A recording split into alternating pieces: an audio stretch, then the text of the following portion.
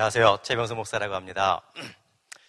오늘 여러분들과 함께 이야기 나눌 것은 인터넷 혁명 시대, 정말 우리가 교회 밖의 세상을 향하여 어떻게 소통할 것이냐, 이 시대의 가장 큰 화두인 소통과 인터넷이라는 것을 통해 세상의 변화를 함께 이야기 나누고자 합니다. 인터넷 이 혁명 시대라고 오늘 이야기합니다. 아랍의 혁명이 인터넷으로부터 비롯되고도 있습니다. 한 개인의 소통 능력이 시공간을 초월해서 벌어지고 있는데요. 문제는 인터넷이 힘이 없는 것이 아니라 인터넷을 이용할 줄 아는 우리의 능력에 문제가 있다는 거죠. 문제는 우리가 능력이 아니라 관심의 문제가 아닐까라고 생각합니다. 좀 전에 앞에 컴퓨터를 말씀하셨는데요. 컴퓨터 능력 따지면 제가 별로 할 말이 없는 사람이거든요. 우리는 이 변화하는 세상 속에 인터넷이 가지고 있는 힘을 우리가 어떻게 활용하여 정말 이 세상을 변화시켜 나갈 것이냐라는 우리의 관점을 여는 것이 중요하다고 생각을 하는데요. 제가 주로 하는 일이 오마이뉴스, 미디어다음과 오마이뉴스 통해 글을 씁니다. 제가 쓰는 글들이 이렇게 매번 쓰면 톱 기사로 달립니다. 이번에는 한강 이야기를 썼죠. 보통 제가 쓰는 글들을 보면 몇 명이 보냐면 보시네요. 57만 명, 53만 명, 57만 명, 44만 명, 58만 명이 봅니다. 여러분, 한 개인이 쓴 글을 제가 오마이를 통해서 네이버로 송글합니다. 그러면 제가 쓴 글과 조선일보에서 나온 글과 읽는 독자 수가 똑같습니다. 그럼 오마이뉴스란 네이버라는 공간에서만 보는 것이 아니라 사람들이 이것을 제가 쓴 글을 보시면 가장 독자 점수가 많은 기사, 그 다음에 가장 많이 본 기사에 항상 올라갑니다. 정말 신기하죠? 거기서만 끝나는 것이 아니라 사람들이 실시간으로 트위터를 날립니다. 그 다음에 카페에 폰 날립니다. 블로그에 폰 날립니다. 그리고 자기들의 홈페이지나 또 다른 홈페이지도 제 글을 갖다가 퍼서 거기서 수많은 사람들이 읽고 댓글을 통하고 서로 소통하고 있습니다. 굉장히 달라진 세상이죠. 저는 이렇게 얘기합니다. 인터넷 혁명 시대에 세상을 변화시키기 위해서 목사님 여러분 글을 쓰십시오. 또 멋진 글, 소통하는 글, 공감하는 글을 위해서 사진을 찍으라고 이야기했습니다. 글만 아무리 좋은 글만 쭉 나열해봐야 사람들이 안 읽습니다. 중간중간에 그 이야기를 할 수 있는 사진을 찍으십시오. 여러분, 저는 고등학교 때 졸업하면서부터 사진을 찍었는데요. 저는 하나님께 참 감사를 드립니다. 사진은 또 하나의 눈입니다. 하나님이 만든 이 세상을 볼 수 있는 또 하나의 눈을 저는 그래서 눈이 세 개라고 생각합니다. 멋진 눈을 소유해 주셨습니다. 그리고 사진 한 장이 100마디 말보다 더 많은 말을 합니다. 내가 엄청난 말을 한다 할지라도 그보다 사진 한 장이 더 강렬하고 더 힘있게 역사한다는 사실입니다. 하나님이 2권의 책을 쓰셨죠. 뭐뭐 쓰셨나요? 성경책과 또 성경책을 쓰기 이전에 자연이라는 책을 쓰셨습니다. 목사님 여러분들, 하나님이 쓰신 자연이라는 책을 얼마나 잘 멋지게 읽고 계십니까? 우리에겐 하나님의 창조라는 그 멋진 성경책에서, 그 멋진 책에서 그 이야기를, 하나님의 이야기들을 들을 수 있는 눈과 귀가 있어야 되지 않을까 생각합니다. 제가 즐겨 읽는 새벽이 있습니다. 새벽에 나가면 이렇게 풀잎에 이슬들이 맺습니다. 거미줄에 맺혀 있는 이슬이 보잘것없는 게 아니라 이렇게 보석처럼 아름답죠. 시간이 없으니까 제가 빨리빨리 넘어갈게요. 제가 전시회 때 가장 먼저 팔려나간 작품이기도 한데요. 작은 풀잎사기에 있는 이슬도 이렇게 아름답습니다. 감탄한 분이 한 분도 안 계시네요. 제가 강의할 때마다 이슬을 보여주면 다 감탄을 하는데, 자 이렇게 잎사기에 쇠뜨기 풀에 지나간 나비애벌레가 이슬이 묻었죠. 근데 여러분, 이슬을 투명하니까 상이 맺힙니다. 이슬은 볼록하기 때문에 상이 상하 좌우가 바뀝니다. 밑에 있는 꽃이 위에 올라가 있죠. 하늘이 밑에 내려와 있죠. 나무가 거꾸로 서 있습니다. 여기서 쇠뜨기 풀에 파리가 이슬로 배를 채우는데요. 세상 사람들은 참 이슬로 배를 채우지만 하나님 만든 곤충들은 진짜 새벽 이슬로 배를 채우죠. 그래서 제가 인터넷에 글을 쓰고 파리의 아침 식사라는 글로 매번 주말마다 제가 아침 뉴스 헤드라인에 올렸더니 그날 파리의 아침 식사였어요. 사람들이 뭐라고 생각하면서 클릭했을까요? 아침 뉴스 헤드라인에 사진이 딱 났으니까 프랑스 파리에서의 멋진 낭만적인 아침 식사인가 보다 하고 클릭을 했더니 프랑스 파리 아니라 똥파리였죠. 그 사람들이 낚였다라고 했지만 이렇게 아름답죠. 자, 쇠뜨기 풀이 아니라 이번에는 꽃말이꽃입니다. 꽃말이꽃에 이슬 두 방울에 강이 들어왔죠. 강 수면 아래 똑같습니다. 강 수면에 비친 이게 강의 모습이고 이게 진짜 상이죠. 거미줄에 맺혀있는 모습이 목걸이 같죠. 풀잎 끝자락만 맺혀있는 이 이슬 봉울들 마치 보석 같습니다. 보석 같은 모습, 반지 같은 모습이죠. 이런 이슬들이 아름다운 모습을 갖습니다.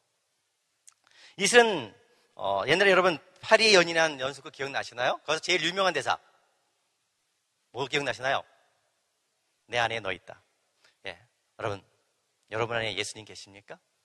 이슬은 정말 다양한 이야기를 해요. 그래서 제가 이슬만을 모아서 사랑에 관한 시를 써서 이슬 이야기라는 책을 몇 해 전에 쓴 적이 있었는데요. 이슬 속에 저는 사랑을 발견했습니다. 이슬 속에서 저는 예수님을 발견합니다. 헤르만 헤세는 이야기합니다. 자연은 상형문자다. 그런데 현대인들은 그것을 보고 있는 능력을 잃어버렸다라고 이야기합니다. 여러분 자연을 바라보십시오. 거기에 하늘의 이야기가 담겨 있습니다. 자, 제가 어떤 얘기를 읽었는지 한번 볼까요? 무슨 꽃이에요? 나팔꽃입니다. 나팔꽃을 보다 보니까 어느 날 나팔꽃 속에 별이 담겨 있습니다. 보이시나요? 나팔꽃 속에 별이 있는 게 보이시나요? 통꽃이지만. 그래서 모든 나팔꽃을 살펴보기 시작했습니다. 빨간 나팔꽃에서도 별이 있었습니다. 보랏빛 나팔꽃에도 별이 있습니다. 그래서 제가 이런 생각을 했어요. 왜 나팔꽃에 별이 있을까? 그래서 이렇게 이야기를 하나 찾아냈죠. 나팔꽃이 새벽에 별을 보며 꽃을 피웠습니다. 그런데 별을 바라보고 있는데 잠시 뒤에 해가 나타났어요. 해님 때문에 별을 볼 수가 없었죠. 그래서 별이 보고 싶어서 별이 사무치도록 그리움 때문에 별을 어디에 품었어요? 내 가슴에 품었다고. 너무 뻥스럽죠. 근데 누군가 사모하는 마음이 크면 글쎄 그가 내 안에 차지하는 자리가 크다는 말을 했어요. 오늘 내 안에 예수님을 사랑하는 마음이 크면 클수록 내 안에 자리하는 차이가 크다고. 오늘 저는 자연을 보면서 그 안에서 많은 이야기를 드러낸다. 또 다른 이야기를 볼까요? 잠자리입니다. 하늘을 나는 곤충입니다. 그러나 알을 강물 속에 놨습니다. 그러면 알에서 깨어난 애벌레가 물속에 살다가 때가 되면 물 밖으로 나옵니다. 물 밖으로 나서 머리부터 나오기 시작하죠. 그 다음에 꼬리를 꺼냅니다. 그 날개가 점점 커지기 시작합니다. 요술봉어리처럼 커져요. 다 커서 몸이 마르면 30분 정도 몸 안에 있는 숨을 다 빼내고 몸이 마르면 하늘을 날기 시작합니다. 잠자리는 두 세상을 살아가는 곤충입니다. 하늘과 물속. 그러나 잠자리 애벌레가 물속에서 여기가 물이 맑고 먹을 것도 많다고 나와서 평생 살 거라고 이야기하지 않습니다. 때가 되면 하늘을 나오는 모험을 감수합니다. 잠자리는 우리에게 하늘을 이야기합니다. 늘 하늘을 소망하라고, 너희는 하늘 백성이라고 오늘 잠자리는 우리에게 이야기하고 있습니다. 우리가 바라보는 자연 하나하나가 하나님의 이야기를 얼마나 많이 들려주고 있는지 모릅니다. 그렇다면 한 신학자는 이렇게 합니다. 카네드라는 신학자는 자연은 하나님의 창조는 하나님의 편지다라고 이야기했습니다. 하나님의 편지. 우리가 그 편지를 뜯어 읽을 수만 있다면 얼마나 행복해질까요? 누군가요? 참새죠. 여러분 참새를 보시면 쇠주 한 잔 생각나시나요? 그렇진 않죠. 예수님은 참새를 보면서 뭘 생각하실까요? 너희는 참새보다 소중하니라. 백합화를 보시면서 예수님 이렇게 말씀하시죠. 들의 백합화를 생각하여 보라. 하나님의 사랑이 얼마나 귀한가, 너희에게 얼마나 소중한가라고. 겨자씨 하나의 미랄, 이런 이야기 하십니다. 포도 열매를 이야기하시죠. 올해 위에 집을 짓는 사람, 반석에 집을 짓는 사람. 예수님이 광야에서 만나는 그 수많은 사건들은 아무 쓸모없는 것이 아니라 하늘 이야기를 드렸습니다. 열매 이야기 보시면 수많은 이야기를, 좀과 동록이라든지 성경을 한번 쭉 보십시오. 예수님의 이야기는, 예수님의 말씀은 크고 거창한 말씀이 아니라 작고 보잘것없는 것을 통해서 하늘의 진리를 우리에게 전해주고 계시다는 사실입니다. 예수님의 말씀은 우리의 귀에 들려지지 않습니다. 우리의 눈에 보여주고 계십니다. 우리가 쉽게 익히 아는 삶을 통해서 우리가 그 이야기를 들으면 우리 머릿속에, 우리 눈 속에 그림이 그려질 수 있는 이야기를 하고 계시다는 거죠. 그래서 보는 것은 듣는 것이라고 이야기합니다. 성경은 시편에 얘기합니다. 하나님의 영광의 소리가 이 세상에 가득하다라고 이야기하고 있습니다. 여러분 배짱이 생각하면 무슨 이야기가 떠오르나요? 제일 먼저 떠오르는 생각은 게으르다죠. 근데 여러분 배짱이가 게으른 거 보신 적 있어요? 왜 배짱이가 게으르다라고 우리는 생각을 할까요? 우리가 어릴 적 배짱이와 개미라는 동화를 통해서 그 이야기를 들었기 때문에. 그런데 왜 그런 동화가 있었을까요? 지금도 왜 그 동화가 존재할까요?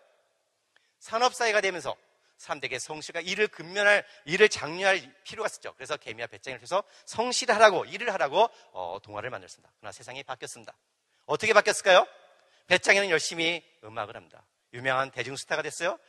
돈도 많이 벌죠. 인기도 있고 외제차를 타고 다닌다. 개미 열심히 일을 합니다. 그러나 비정규직이에요. 뼈 빠지게 새벽부터 일을 해봐야 먹고 살 수가 없어요. 세상이 달랐다는 거예요. 여러분, 목사님 여러분, 다르게 생각하십시오. 다르게 보십시오. 지금까지 우리가 생각했다 들었던 이야기들을 뒤집어서 정말 이것이 과연 진리인가, 아니면 역사와 생활 속에서 문화 속에서 적용되었던 이야기가 아닌가 한번 뒤집어보면서 정말 하나님의 관점에서 생명의 말씀들을 다시 뒤집어보는 그런 눈이 필요하지 않을까 생각합니다. 오늘 인터넷 소통을 많이 이야기합니다. 뉴스라고 이야기하죠. 뉴스는 좋은 뉴스와 나쁜 뉴스가 있습니다. 아침 저녁 9시 뉴스를 틀어봐야 좋은 뉴스보다는 나쁜 뉴스밖에 없죠. 근데 뉴스라는 것이 세상의 소식을 전하는 것이라면 예수님은 얼마나 멋진 언론인이었을까요? 제가 어느 날 깜짝 놀랐어요. 정말 예수님이 언론인이었다. 왜? 굿뉴스. 예수님의 복음은 정말 좋은 소식, 이 세상의 정의와 평화와 사랑을 전하는 좋은 소식을 가져온 분이었기 때문에 예수님은 이 세상 최고의 언론인이었다는 거죠. 오늘 예수님의 길을 따라가는 우리 모두도 언론인이어야 되지 않을까. 세상을 변화시키는, 세상을 아름답게 만드는 것이 바로 목사라는 직을 가진 언론인이 아닐까라고 생각을 합니다. 여러분, 글은 세상의 소통을 바꿉니다. 소통이 바뀌면 사람들의 생각이 바뀝니다. 생각이 바뀌면 세상이 바뀐다는 겁니다. 그 세상의 변화를 가져올 수 있는 것이 바로 글쓰기다라고 이야기합니다. 인터넷 혁명 시대를 살아가는 21세기에 참 목자는 글을 쓰는 사람이다라고 했습니다. 왜? 인터넷은 어마어마한 무기를 내 것으로 할 수 있기 때문에. 여러분, 글쓰기란 세상의 희망의 불을, 사랑의 불을 지르는 작은 도구가 될 수 있습니다. 세상의 바른 생각, 바른 관념, 바른 가치관을 열어줘서 내가 세상을 먼저 보고 그 세상을 글을 통해 세상에 전할 수 있다는 거죠. 우리가 정말 세상을 변화시키기 원한다면 글을 쓰는 목사님들이 되었으면 좋겠다 생각합니다.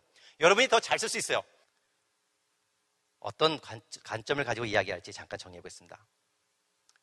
애호랑나비입니다. 봄에 얼레집 곳에 애호랑나비가 매달려 있습니다. 네발나비고요. 호랑나비죠. 나비, 이 세상에서 가장 아름다운 몸을 가지고 있습니다. 하나님이 만든 가장 최고의 디자인이죠. 그런데 여러분, 나비가 되기 전에는 어떤 모습이었을까요? 바로 이런 모습이죠. 바로 이런 모습이죠. 근데 나비가, 이 애벌레가 나는 지금 애벌레라고 생각하면서 내 안에 나비가 있다고 생각할까요? 아니요, 알지 못해요. 오늘 수많은 사람들이 세상을 살아가면서 나는 보잘것없는 애벌레라고 생각합니다. 추한 애벌레라고 생각합니다. 그러나 그 추한 애벌레도 시간이 지나면 그 안에 있는 정말 내가 알지 못하는 멋진 나비가 있다는 걸 생각하지 못하죠. 그에게 필요한 것은 시간이라는 겁니다. 오늘 내게도, 그리고 오늘 내 교회 안의 성도들도, 그리고 이 세상의 사람들도 또한 그 안에 나비의 멋진 날개가 숨겨있다는 것. 우리가 세상을 바라보는 눈은 이런 눈이 아닐까 싶습니다. 하늘의 도토리입니다. 이제 막 싹이 트기 시작합니다. 이 싹이, 벌레 먹은 도토리도 싹을 떴습니다. 이 숲이, 거대한 숲도 도토리 하늘에서 시작한다는 것. 오늘 우리가 세상을 바라보는 눈은 이런 숨겨진 가치를 읽는 눈이 아닐까 생각합니다. 우리가 만나는 이 세상 거대합니다. 변화시키기엔 너무나 거대합니다. 그러나 성경에 분명히 이야기 나옵니다. 이렇게 항상 문제가 크다고 골리앗이 이긴 것이 아니라 꼬마 소년 다윗이 이겼다라고 이야기하죠. 성경 분명히 그 역사를 이미 증명하고 있습니다. 저는 오늘 세상을 변화시키는, 제 별명이 불독, 그다음에 1인 군대라는 별명을 하고 있습니다. 키도 요만하고요, 가진 것도 없고 조직도 없고 아무 단체도 속하지도 않았습니다. 그러나 저는 오늘 인터넷 글쓰기를 통해서 세상 그 누구도 하지 못한, 어느 단체가 하지 못한 일들을 해내고 있습니다. 왜? 인터넷이 곧 내 힘이기 때문에, 하나님이 내게 지혜를 주셨기 때문에. 여러분 목사님들, 내가 왜 글을 잘 쓰는지 아세요? 설교 쓰듯이 쓰기 때문에.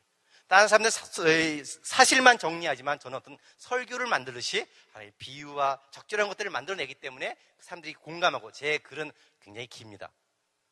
기사 하나에 A4 4장에 사진이 15장, 20장씩 들어가니까 굉장히 긴 글인데, 그러면서 사람들이 공감하고 그거를 많이 함께 나누고 있다는 거죠. 파워본 기억나시죠? 세상의 변화는 단 한 사람부터 시작된다는 것. 세상의 변화는 많은 사람부터 오지 않습니다. 열정 있고 깨어난 한 사람부터 시작된다라고 이야기합니다. 오늘 이제 말을 마치겠습니다. 예수님이 오늘 우리에게 말씀하신다. 세상 십자가를 지고 나를 따라하고 말씀하시죠. 십자가를 지는 방법은 다 다릅니다. 오늘 목회하는 일도 또한 십자가를 지는 겁니다. 인터넷 혁명 시대, 정말 교회 안에서만 아니라 내 설교를 좀 더 많은 사람들에게 공감하고 세상 사람들을 변화시키기 위해서 우리의 눈을, 트위터, 페이스북은 실시간으로 전달은 가능합니다. 그러나 사람들의 생각은 바꾸지 못합니다. 사람들의 생각을 바꿀 수 있는 것은 긴 글, 좀 더 긴 글입니다. 그래서 정말 하나님의 나라의 그 멋진 이야기들을 글을 통해 세상에 더 멀리, 그다음에 제가 쓴 글을 쓰면 미국에서, 콜롬비아에서, 과테말라에서, 아프리카에서 저한테 연락이 옵니다. 여러분, 경계선이 없어졌습니다. 여러분, 정말 이 지구라는 하나의 공간을 하나님이 인터넷을 통해서 연결해 주셨는데, 단점도 있지만 이런 멋진 능력이 있음을 아시고 잘 활용하는, 그 세상을 좀 더 아름답게 만드는 이런 목사님들에게를 주님의 이름으로 간절히 바랍니다. 고맙습니다.